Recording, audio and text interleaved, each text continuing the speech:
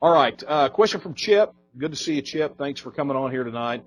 The question is, would you recommend or support measures to allow gun manufacturers who manufacture within Texas to sell within the state without federal interference?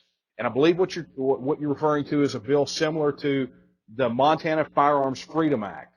Now, for those of you who are not familiar with that, basically Montana passed a piece of legislation that said that firearms that were manufactured in Montana, sold in Montana, and used in Montana were not subject to federal regulation.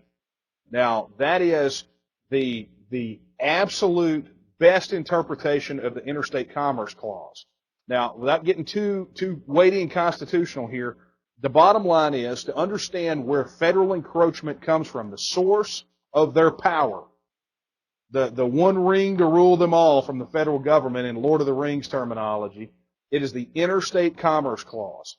The federal government fiats everything they do by utilizing the Interstate Commerce Clause inside the U.S. Constitution. They are so far outside of bounds on that one.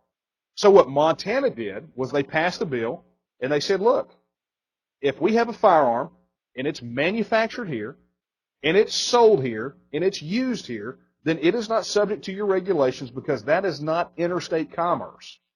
So it passed. So Chip's question is, do I support something similar to that in Texas? I'm not only going to say yes, I'm going to say I believe that a bill should be tendered that deals not only with firearms, but with any product manufactured, sold, and purchased here in Texas.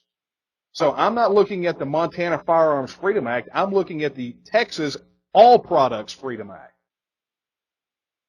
Hope that answers your question, Chip.